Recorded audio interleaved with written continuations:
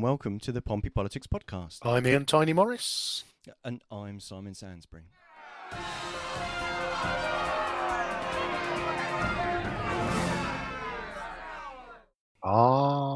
It was the world heavyweight boxing champion, Mike Tyson, who uttered the words, "Everybody has a plan," until they get punched in the face. So this week we're looking at the Portsmouth City plan for new houses, and we are hoping that new Mayor Jason Fazakerley, or Jazz Faz as we like to know him, let's hope his first meeting didn't degenerate into fisticuffs. So, Simon, are we confident that no blows were thrown? I can indeed confirm that no blows were thrown, and it did not end up in any fisticuffs, nor was there chaos. But to be fair, this was pretty much a one-item council meeting. So although it was an extraordinary full council meeting, it was only about an hour and 20 minutes because they were basically dealing with the plan. Because as we've heard of late, it's important to have someone with a plan. Yes. Plans are everything until you get punched in the face. Yeah.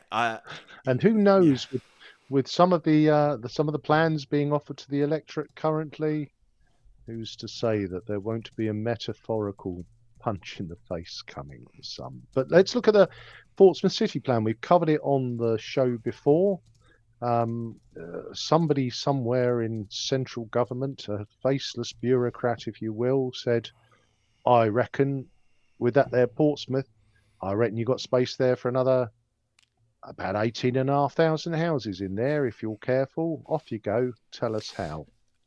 So I'm not going to read through the document on air, or indeed actually show it. But there's several documents, and if you really are that disposed to go have a look, then you can indeed go have a look at them on the council's website. I've put a QR code up in the top left hand corner for those of you that like to do such things.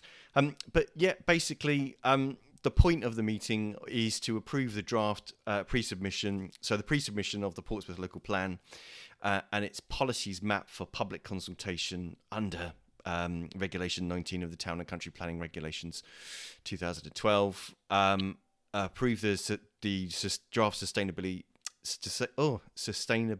appraisal and habitats regulations assessment.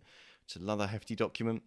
And delegate authority to the Assistant Director of Planning and Economic Growth in consultation with the portfolio holder for planning policy and city development. That post is currently held by Councillor Hugh Mason, who introduces it, making a lot more sense of it than we do. And basically, essentially that was also something that was clarified in one of the questions, which was to look at, are there kind of typos, spelling mistakes, that sort of thing, to prepare the plan before submitting it to the Secretary of State for levelling up. So yeah, that's kind of what this was about. It kicked off with some deputations. There were 4 deputations from members of the public. I won't play them because the council do actually ask that they're not recorded, even though they are part of the council's transmission of the event. But essentially, those 4 deputations made by some faces that we know. So Viola Langley of Let's Stop Aquin fame. Talked about the threat to climate, the threatening of future for our children, concerned about the lack of priorities, the number of houses is unsustainably high, and previous targets haven't actually been achieved. So setting another higher target kind of seems a bit wonky. And what will future residents, including your children and grandchildren, will they thank you for not protecting their future? Another one from Rob Bailey, opposing the plan. Not very happy. 14,400 homes in 1998. The 2020 vision was much the same. 20 years to get from 79,000 to 90,000 dwellings in the city. Portsmouth's a small city with not enough open space, which I don't think is a shock to anyone that lives here, but obviously isn't something that comes into the radar of the unelected planning bureaucrats in the government. air pollution already high. He talked about that, and there's nothing to show that all the conservation and mitigation measures have worked. And to quote Einstein, we won't solve our problems with the same thinking. We won't solve. I've typed this out wrong. We won't solve our problems with the same thinking we used when we created them. Interesting thought. Paula Savage, we know from standing for Labour in local elections in Milton. She expressed concerns about air pollution, lack of mitigation plans. She talked a lot about the concerns of the sheer amount of pollution actually emanating from the port, and the concerns that onshore charging in Southampton, for example, is pretty much only useful for one ship at a time, and that's going to be next to useless, and also the wastewater emissions.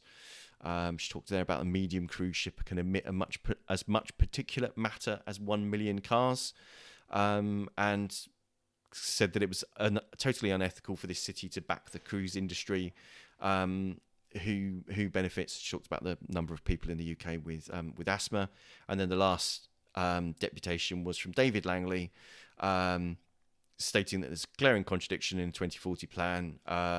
Throughout the plan, one gets the idea that PCC understands the climate emergency, net zero targets and interim targets, and the need to actually move towards negative targets so that we're actually reducing the amount of CO2 that the council declared a climate emergency in 2019, but proposes development when we're at risk of flooding, and what's gonna happen to all of those areas where they're at high flooding risk, and we're planning building on more kind of flooding areas. If we cover our land with impermeable material, where will all that water go? And if the city ends up well below sea level, how much risk does that actually create for the city? He spoke about seeing 3 previous plans, and there's been some success but some failures. But it's in the councillors' hands, is what he said, which indeed it is. And then we kind of got to the matter. Yeah. Well, of course, the danger with all deputations, and this is where the whole nub and crux of the whole housing issue comes, doesn't it? Is that everybody agrees that everybody should be able to live in a decent home. It's kind of almost a universal truth.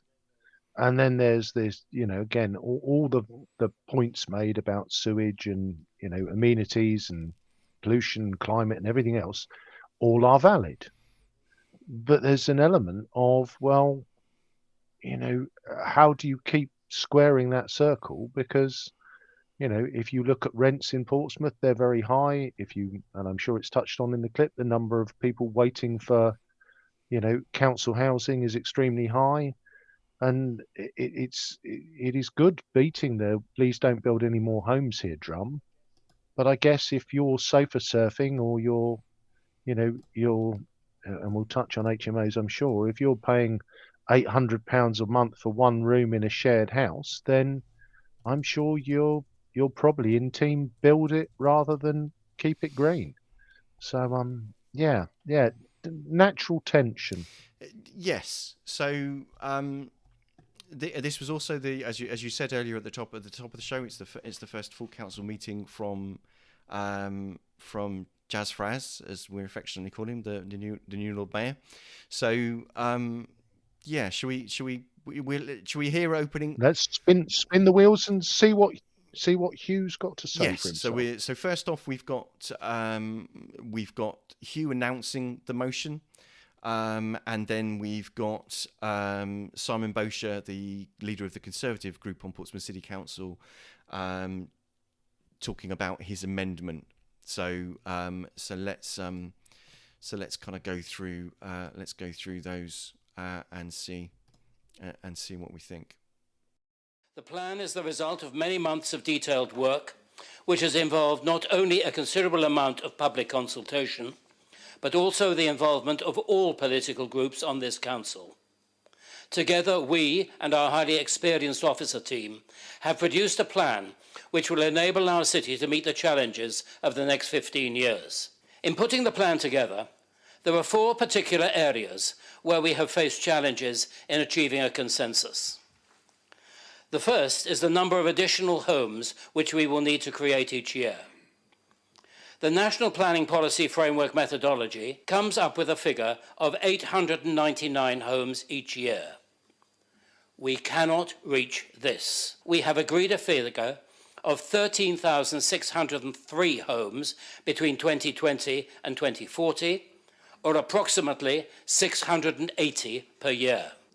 And we must remember that every home which is not provided in Portsmouth at an average density of 120 dwellings per hectare will be provided outside our boundaries on Hampshire's green and pleasant land and at only 40 dwellings per hectare. The second issue was the proportion of affordable homes. We are proposing the provision of a minimum of 30% affordable homes, while our planning officers have advised a lower figure of 20%, on the basis that this would normally be achievable, whereas 30% would inevitably be challenged in most cases. After considerable discussion, we have settled on 30% as being ambitious but achievable. The third contentious area is that of houses in multiple occupation, where for some years we have successfully planned to a maximum threshold of 10% of the properties within a 50-metre radius. Some members have argued that this should be reduced to a 5% threshold. After investigation, which revealed that an authority which had tried to require such a limit was unable to enforce it, and after advice from a leading planning KC that to propose a reduction would be extremely risky, a consensus was reached that we should retain the maximum threshold at 10%, but also strengthen other requirements to ensure that communities do remain mixed and balanced. The most contentious issue, however, has been that of Tipner West and Horsey Island East. We could not dodge this issue for 2 reasons. The first, that in 2012 City Deal, we accepted £49 million of government funding to plan for manufacturing and housing development of this area.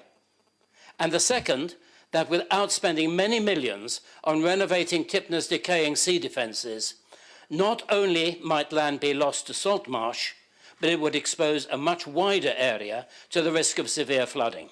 We are planning for 58,000 square metres of marine manufacturing and research, and we are planning for between 814 and 1,250 homes.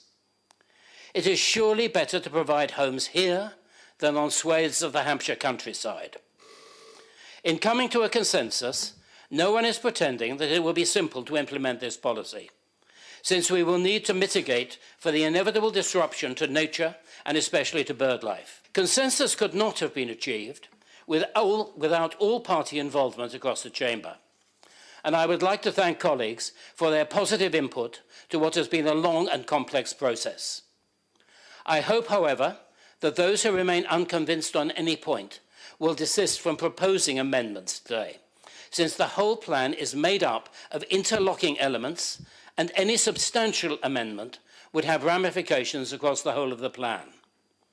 Were that to happen, the delay could well push the plan back beyond the expiry of current legislation, and that would have huge financial implications.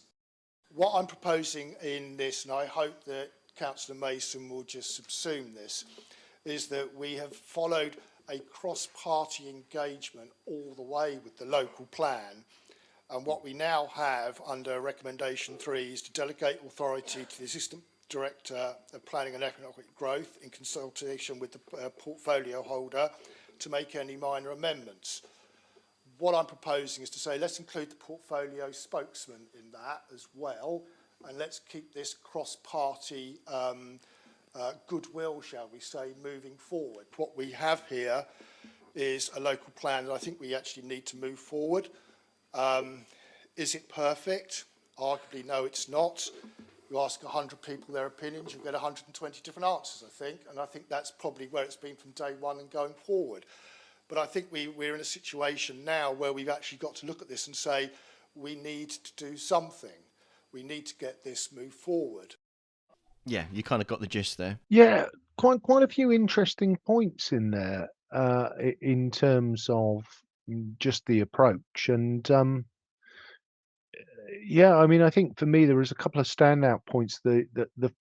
I mean, we've covered the HMO density thing before, so I'm not going to go over that again. Which is I know there's a lot of wards, particularly in the north of the city, where the HMOs are headed that way, having principally been in the south of the city, who would have liked to seen a limit lower than 10%. I think the one that struck me as quite interesting, Simon, was that the officers recommended 20% affordable housing, but the councillors stuck at 30%.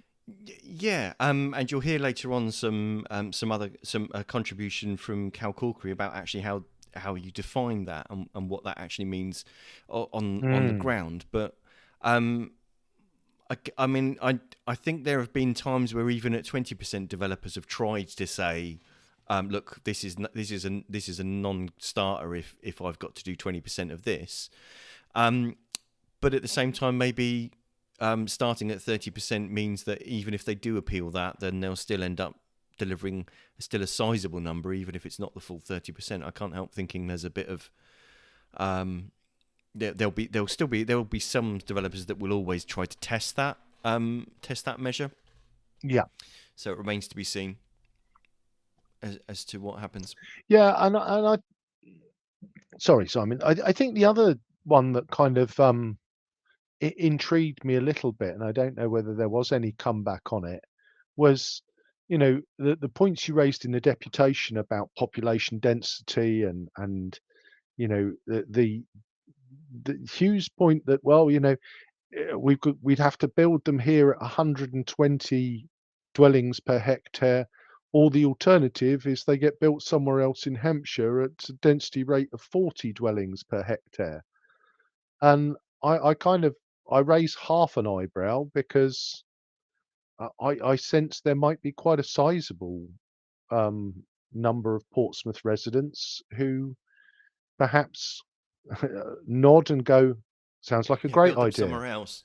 Go and build them somewhere else in Hampshire at a much lower density, so you won't get the pollution that you'll get from stacking lots of people and cars on top of each other. And yeah, I must admit that kind of did seem a bit of a, well, yeah, we're Portsmouth City Council is obviously only responsible for Portsmouth, but I guess other authorities will be concerned for their areas, and I guess it kind of comes back to that. Everyone says that they can't be here, but they've kind of got to go somewhere. If there isn't any choice made at a higher level to build any new towns in parts of the country where that would be appropriate, to do everything you can to encourage more job availability in other parts of the country, so that the southeast isn't actually as overheated as it is. But if people knew what the answer to that one then was, they'd get elected in a snap.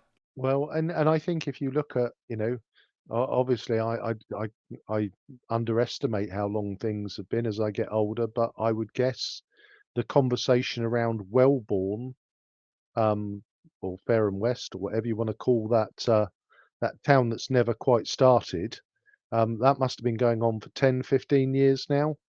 And yeah, it doesn't seem any closer to being built. No, but is that part of the problem that causes the bottlenecks? Is the inability to make those big decisions in our planning process? How do you balance the need to do big and unpopular things against, quite rightly, having democratic local accountability for the planning process? Because most people are going to say, no, I don't want that here, even if actually they're living in a house that at some point someone else said, no, I don't want that developed there. Exactly that. So, no, interesting. Do we know how Mr. Boscher's was his amendment subsumed? Is it a spoiler to tell you now? Oh, go on then. Play some more. Okay, so in our next section, We've got contributions from Councillor Russell Simpson for Hilsey from Portsmouth Independence Party, from Charlotte Gerarda, the leader of the Labour group, and from Councillor Lee Hunt from the Lib Dems in Nelson. I must also say at this point that that lots of the councillors, and I've clipped them out here for just because funny it happens so much, but pretty much most of the councillors, and indeed they had a vote to put on record their thanks to the officers that had developed the plan.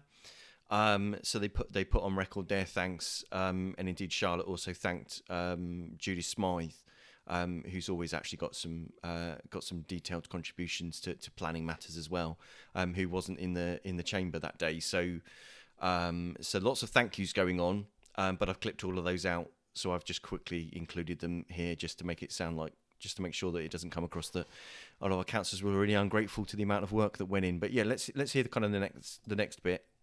Portsmouth is different. It's unique.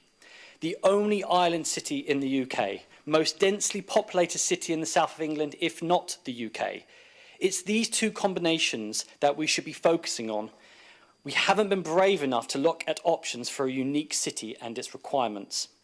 I believe, as do many residents, that this pre-submission on HMO policy isn't a true reflection or represents what is best for communities and community building. We are slowly losing our stock of 3-bedroom homes, which maybe in the future, if the banks and governments get their act together, could allow first-time buyers to purchase these family homes. But they are being snapped up on the cheap by developers changing them into 7 to 8-bedroom hotels, which at £850 per month is hardly affordable. That's a mortgage. Let's be honest, the increase of HMOs over the last year has been targeting the north of the city. The north part of the city simply doesn't have the same infrastructure nor amenities to support this increase in people. I'm sure the councillors on Nelson Ward would tell you the worries of their residents on the doorstep when it comes to the Tipner East-West project. Lack of GPs, lack of dentists, lack of community safe spaces, in some cases lack of school places. It's not like many other parts of the city where it is all on the doorstep. There simply isn't enough balance across the whole city, in my opinion, to encourage and increase population density of the island. We are different. We have different limitations. We are surrounded by water. We should consider a reduction in the 50-metre radius or further policy to protect family, to protect 3-bedroom family homes and the very limited amenities we have. The Labour group will be voting in support of the recommendation to approve the draft pre-submission Portsmouth local plan. We believe it sets a firm foundation for future planning and developments that will ensure Portsmouth becomes greener, cleaner and safer. It also does a good job of responding to the climate crisis and ensuring we achieve our aims of net zero carbon emissions by 2030. We have a council waiting list of 1,500 people. That's people who haven't got a key to their own front door right now, who are sofa surfing and living in other forms of accommodation, which we see talked about so much, for political reasons, in my opinion. The trouble is the failure of successive governments since the war to build homes now sees the rest of us running to catch up. The government wanted 17,700 homes built here as part of their drive to build 1 million homes UK-wide, and that's not going to change. We know that, whoever comes in. We'll be submitting a plan to the inspector with about 3,300 homes fewer than we thought originally. During the plan, yes indeed, HMOs came up. HMOs, or shared housing, are a symptom of a failed housing policy which has forced up the prices of homes and rents to such an extent that owning or renting a home is out of reach for many. For them, the option of sharing a house is the best way, or indeed the only way, to meet their accommodation needs. The demonising of this form of accommodation is not the answer to our local housing issues. Just because a plan envisages 14,004 homes does not mean a single home will be built. And the public wonder as Councillor Simpson said, where all the GPs and dentists and school places and roads are coming from. That is not something that this council can answer, despite what people pretend in leaflets. It's a government issue to deliver more GPs, better roads, and those sorts of infrastructure, including sewage and water. Now, lastly, from us in Nelson Ward, this plan is very important to enable new sea defences in the face of rising sea levels to safeguard homes across Tipner, North Stampshire and Hillsea. Yeah, and indeed you can see some of that kind of laid out a bit clearer in the actual plans that are in the documents, but I won't kind of go through them now because that's kind of going through dozens of pages of documents. Bit of a mixed message there, I thought, from Lee at the end. Don't demonise the HMOs. Well, I guess on HMOs you've got to pick a side, haven't you? They're either, and I think it's something in the few hustings we managed this year due to unavailability of candidates. We asked the question whether they were, a solution to a problem or a destroyer of communities. And I don't see how the two can work together. When 3-bedroom terrace houses are being turned into 7-person, 7-person HMOs, that is going to have a significant impact on communities. So yeah, I found Lee's messaging a bit odd there, to be honest. Almost kind of, you need to pick a side, and I think Nelson Ward particularly, I think is perhaps, should we say, one of the more affordable areas in the cities where 3-bedroom houses could be snapped up and converted.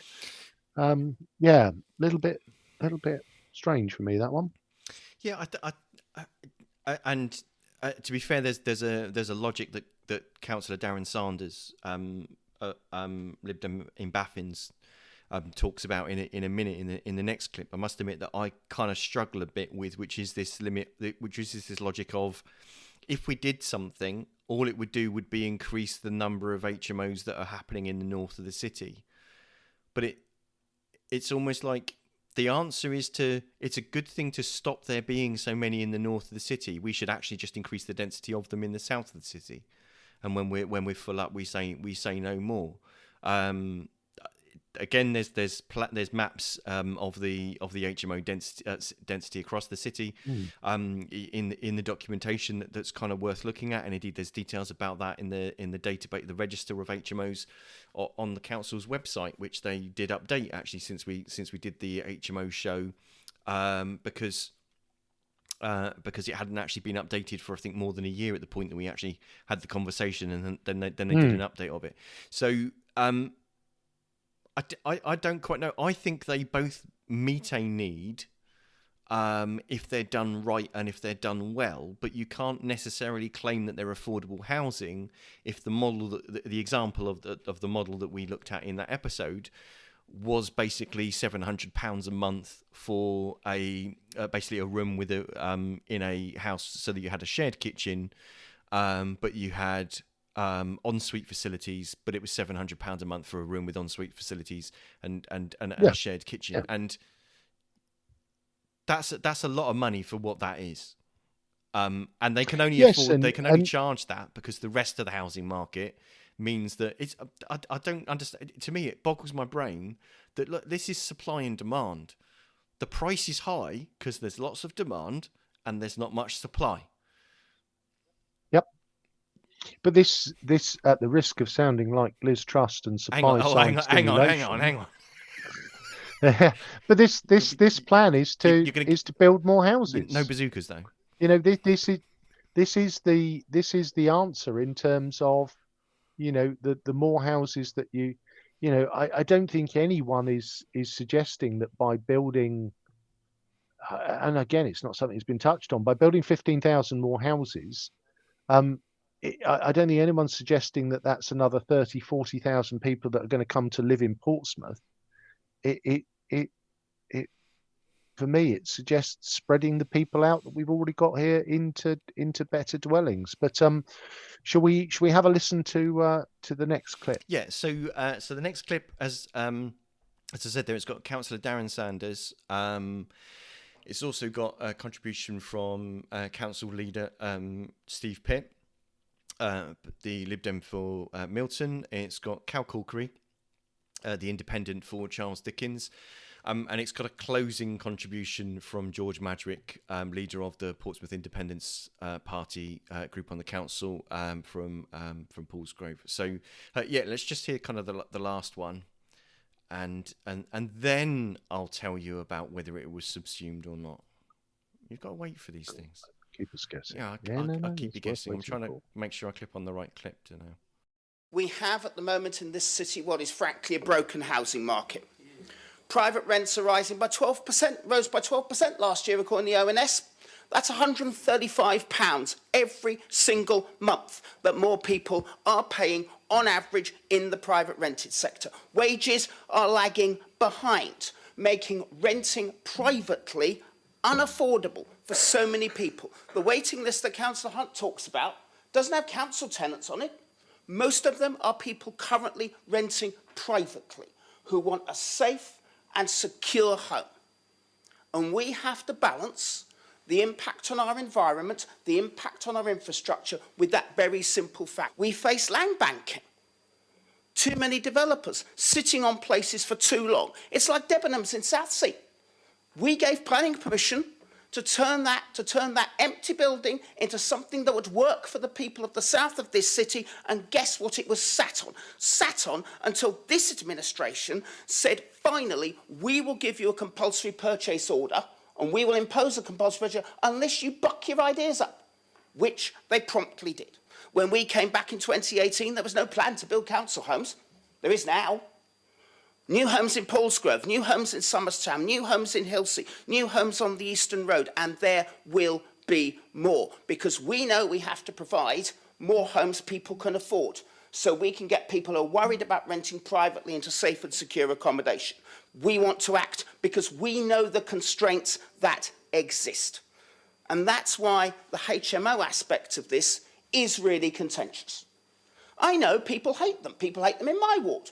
They hate them across the city. They hate them across the country, frankly. But as Councillor Hunt has outlined, and the reality tells us, for so many in this city, they are the only available and affordable option. And that's why this plan, along with everything we do, is a balance.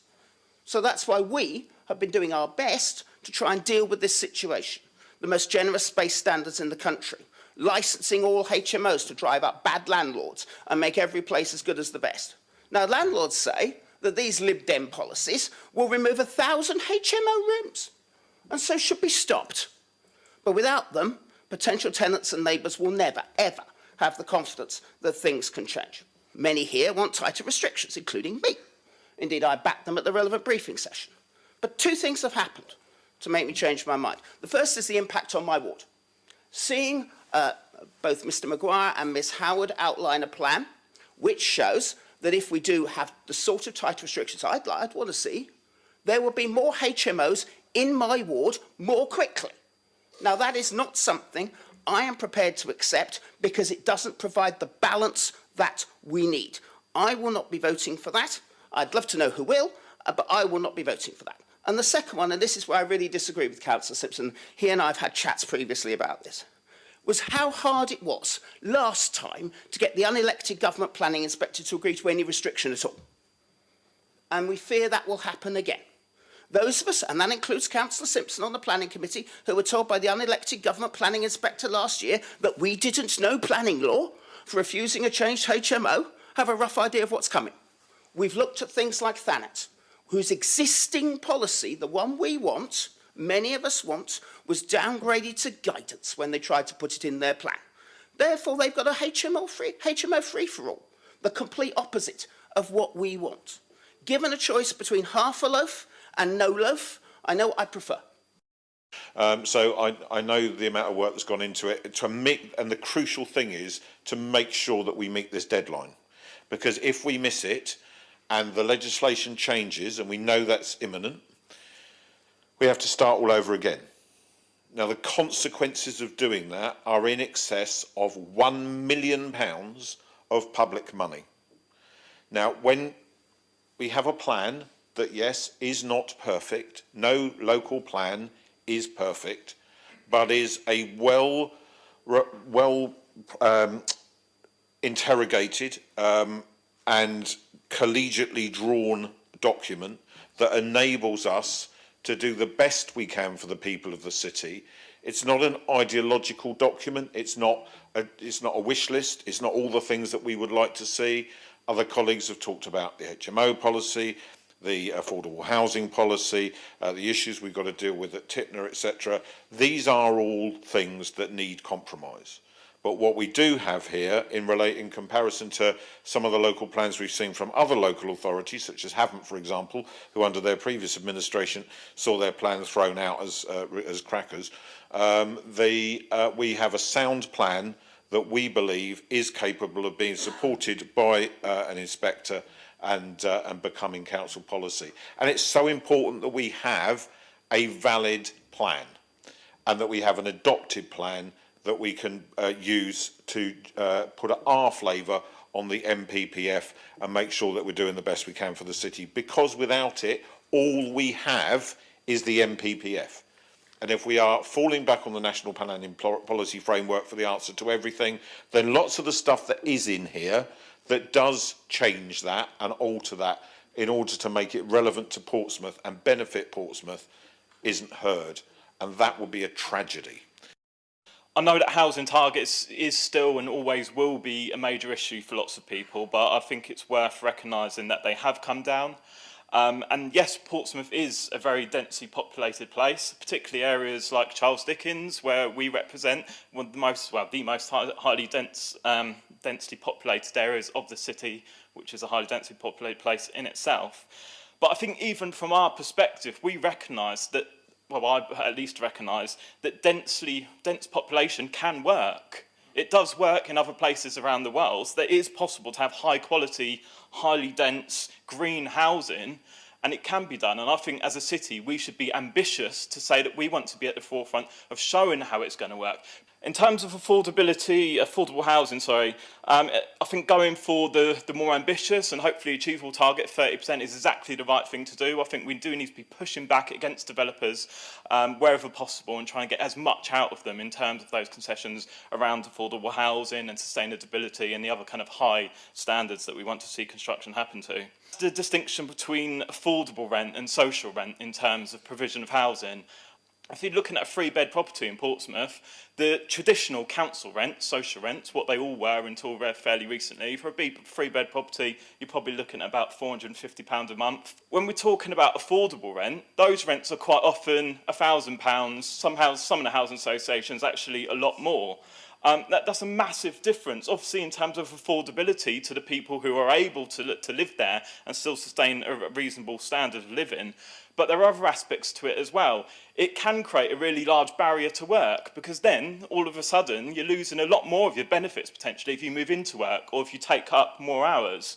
And also the flexibility to move. Very few people within existing social housing want to exchange to a property where there's an affordable rent tenancy because obviously the rents are a lot higher. So it means that quite often people are perhaps trapped in a block or an area or a part of the city that they might like to move from and might otherwise have the opportunity to move from through mutual exchange, but they're unable to do so because of the type of tenancy that they've been allocated. But there were opportunities within that to have a specific requirement, as I understand it, to say that the affordable housing that are provided by developers on their sites, X amount of it should be social rent versus affordable rent.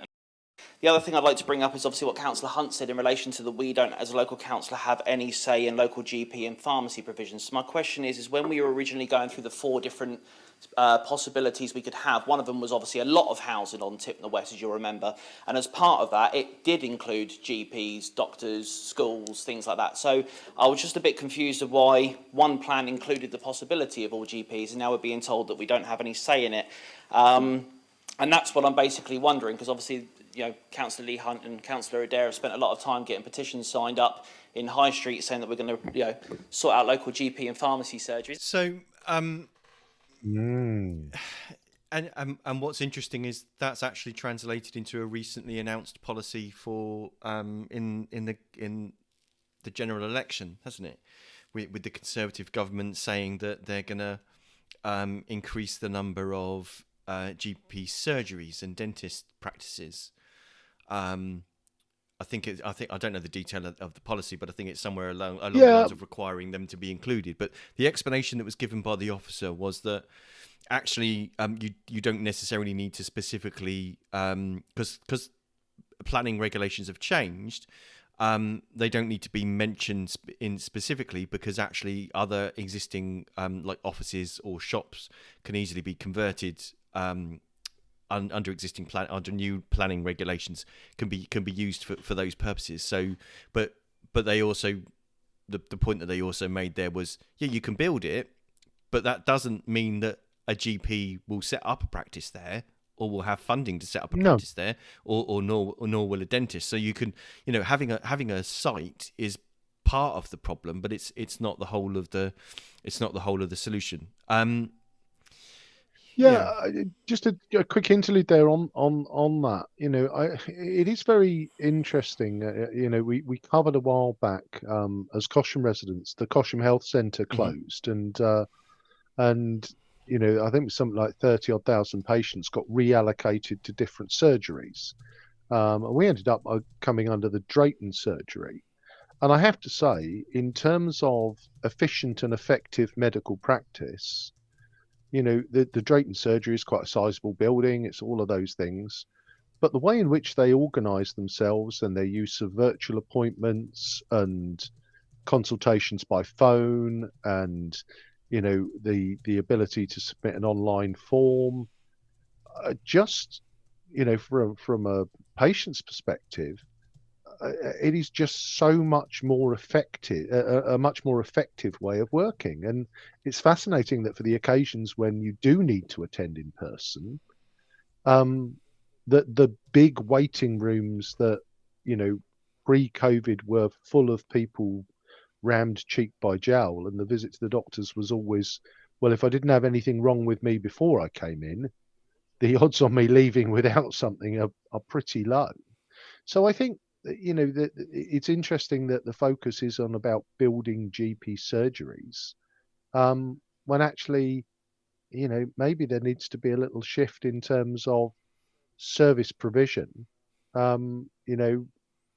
being perhaps more remote. It doesn't necessarily mean that it's any worse, but down a little tributary there. No, I get what you mean, and I think, but that's a fun. As to why that change has taken place, I think it's the technology and the culture of not essentially having a load of sick people cross-infecting each other, sat in a room for an hour and a half, basically taking a number and waiting to be seen. It now works on the model of people making an appointment, and you turn up for that appointment. And inevitably, you end up waiting a bit, but you're only kind of there for that appointment, and you expect not to turn up, way before your appointment is due. So it's almost like the footprint of what a GP surgery needs is changed. That, if anything, makes it easier to fit them in. But that again, build it and they will come is kind of hopeful, but it's only part of the problem, isn't it? And in a time where lots of the national parties are talking about the problems that A&Es are facing because people struggling to get GP appointments. The issue isn't that they're struggling to get into the building. The issue is that they're struggling to see the doctor. Yes, and I think it is that interesting piece, isn't it? Of there was another piece this morning on one of the political shows which was talking about pharmacies, which we've touched on before, being overwhelmed. And there was yes, but don't worry, there are 7 conditions now where people can go to their pharmacist for support. And I'm sure the pharmacists at that point collectively gulped and went, "Oh, thanks brilliant." for that. So, but let's keep our focus back on housing. I thought Cal made some interesting points, which Cal's spoken very passionately in the past about the difference between social rent, affordable rent, and private rent, and I think he makes a very good point. But I think there is always going to be this challenge, isn't there? That when you look at affordable rents, it's that definition of what's affordable. and I think, you know, it is that piece when you look across, you know, when you look across the housing spectrum, that there is that absurdity now that, you know, potentially rent is now in most cases, well, probably not since the rates went up, but in many cases, the rent is much more expensive than the mortgage, but the banks won't give you a mortgage. And I guess the question is with social rents, you know, is the return on investment of a social rent, does the social rent cover the upkeep, maintenance, and, you know, the longevity of the property to whoever is receiving that social rent in return for, you know, leasing the property to the tenant? Yeah, I guess I mean social housing companies over time there seems to be a churn of their properties. Some of them they seem to get to a point where they divest themselves of them, and councils like Portsmouth are buying them back, or buying back ex-council homes.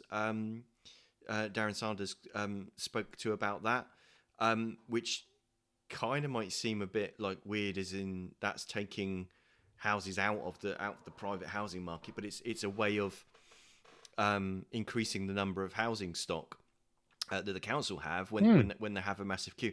I think the interesting thing for me is that I kind of always get stuck on the what gets measured gets managed thing, and forgive me for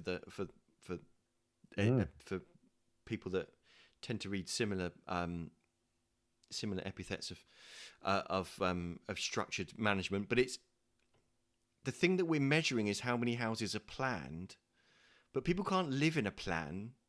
People can only live in a home that's built. So if there isn't actually anything in the measure that makes sure that actually those houses get built, or anything to force developers to make sure that once they've got planning permission that they build it, or that after a certain amount of time, whatever that time would be, that if they've not completed that development, that they then have to, for example, sell that to the council at X percentage off of the market rate, so that the council can at least finish the development. If there's nothing to finish the development, the Debenhams example. Yes, so they had to basically take out we're going to smack you with a compulsory purchase order. And then I might be wrong in thinking the owners had actually changed at that point, or I might be wrong in thinking that. But why is there nothing already built into the framework that deals with the land banking that Darren Sanders was talking about? Because otherwise, developers will for whatever those reasons are, end up banking loads of land, not developing on it because whether the market's not right for them, they've not got enough cash flow, and at some point there should be surely something that says after a certain amount of time, if you've not built out that plan, and it needs to be that you've finished it, not that you've started it, because otherwise they'll just start and leave it unfinished, then you need to sell it on either to another developer who will build it out at a reduced rate, or you need to sell it to the council, who will then either finish it themselves or subcontract someone to finish it out, and then it becomes social housing anyway. Or then the council can sell it on to recoup the money. Either way, there's got to be. Surely, I don't understand why that doesn't exist. Well, because I guess at the end of the day, it becomes that sort of grey area when is an asset yours to do with as you will.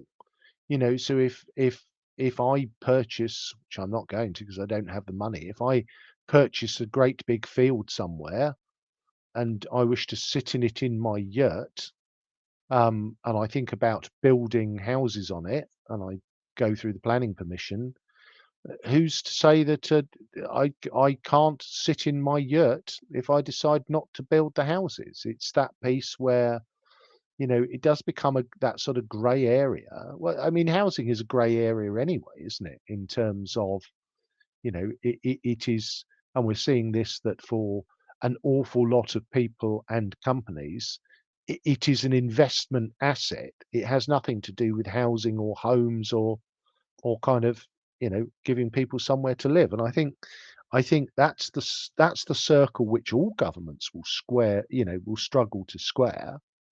In terms of it's how interventionist does the state want to be on property ownership? The situation in London where, so many properties are snapped up by overseas investors because, let's be honest, a 7% growth on a £1 million property that sits empty is that's good money. Yes, it is, but and that's the thing. If you treat property as purely an asset instead of a house or instead of a home for someone, then that distorts the market, and market forces mean supply and demand. There's a home that someone owns that isn't being used as a home. And yes, you can argue it's up to them to use it as they wish, but on the other hand, is the cost to our cohesive society. If you look at some of the, it's the same sort of thing as happens in some of the towns in Devon and Cornwall where they've put in the same way that Portsmouth City Council did, where they've put increased ratings on the second dwellings on their council tax because people will have them not live in them half the year, and basically half the town is, or half the village is pretty much a ghost town for most of the year. It's you can't have a community like that, can you? No, and I think that is where the dilemma of market forces versus intervention comes into play. So if we look at it then, and again, a little touch on the end, a little tense exchange there between George and Lee, because I think there is an element of, in the run up to the last election, there was, I think everyone tried to claim credit for the more dentists in Portsmouth, and I know the local Lib Dems were very much petitioning for more GPs.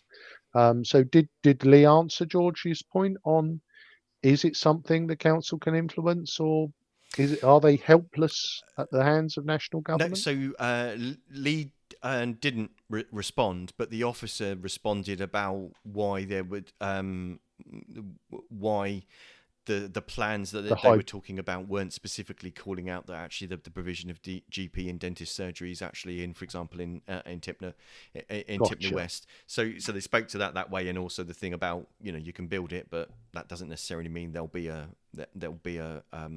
practice in it, because that funding model is not within the gift of the council. So but there are all sorts of kind of other things that talked about there, but so to put you out of your misery, yes, the amendment was subsumed, and without any problems. So, although I think that the fact that there was an amendment there might have given Hugh a bit of a pause for thought. He was hoping that he would get amendment free, and then the motion as subsumed. With the subsumed amendment passed with a recorded vote. What was interesting? Oh, actually, sorry, I forgot to mention one of the other things that they did earlier on in the meeting was suspend a couple of the standing orders, those pertaining to how long people get to speak. So that basically people could have longer interventions. But to be fair, they all seem to kind of keep to about 6 minutes. But normally, it's only I think it's only the proposer or the group leaders that get 6 minutes to speak. But pretty much everyone's intervention was kind of 5 to 6 minutes. There was the bit about those suspension of standing orders. The time limits to speak, the time limit on a proposer's right of reply, and the standing order 29, which was also the one so that it would allow that if there were questions being posed to a particular cabinet member, that because all the actual relevant officers were in the chamber, that they could refer that question to that officer because they were in the chamber, so that they could actually get an answer there and then, rather than have to kind of come back. So some sensible things there to kind of allow that to flow. But yeah, so the motion passed with 31 councillors voting for, 1 voting against, and 7 abstentions. Now, without us wishing to bore the listeners or viewers with all of the detail, we looked through it, and we worked out that there were a couple of councillors missing, but it looked like the independent from Cosham, all of the Hilsey councillors, and the councillors for Copner, we think they either voted against or abstained in their entirety, which I guess, again, we can't prejudge their motives, but it does seem to speak towards the HMO thing, doesn't it? Well, just to clarify, the only councillor that's on record as voting against was Ben Swan, one of the Conservative councillors for Copner. Yes, and we worked out who the abstentions were. Well, yeah, you can kind of work it out, because voting for was all of the people from the Labour group, plus Cal Corkery, who's an independent, and all of the Lib Dems voted for, and also voting for were councillors, Councillor Gardner and Councillor Bosher for Drayton and Farlington, and both for Drayton and Farlington. Sorry, for the Conservatives. And Chris Dyke, Brian Madrick and George Madrick, the 3 PIP Paulsgrove councillors, voted for. So that kind of left you with... So interestingly, normally, because although a request had been made for a recorded vote, and although the council officers did record the vote, they didn't actually call out who the abstentions were. And although that was actually questioned by, I think, by Lee Hunt, but the response from the table was, yeah, well, we've got them recorded. They just hadn't called them out. Yeah. So interesting, just in our closing thoughts, again, without wishing to prejudge, but obviously as close watchers of social media and campaigns, we know the campaign against HMO has been very strong in Hilsey and in Copner. And I guess, is it Councillor North? Yes, Derek North. Yes, Derek North from Cosham, I think, probably is seeing the risk that it will creep up to Cosham. So, we have a plan. Nobody's been punched in the face, but as you say, no one can live in a planned house. The key now is going to be when and where the building starts, and how quickly people can find new places to live. Indeed. So you've been listening to the Pompey Politics Podcast. I've been Ian Tiny Morris. And I've been Simon Sansbury. Please do make sure to subscribe on YouTube or follow us on Facebook so that you get your notifications of when we're next going to be live. Our next show is next Sunday at 6:27. And just to give you a quick update, we have started already reaching out to who we believe, because they're not confirmed until June the 7th, the prospective parliamentary candidates are for Portsmouth South and Portsmouth North, with regards to arranging interviews or hustings if we can get them. So if you are that candidate or the person that knows that candidate, please get them to give us an email. But join us next week at 6:27. Thanks very much for following along the show, and we'll see you then.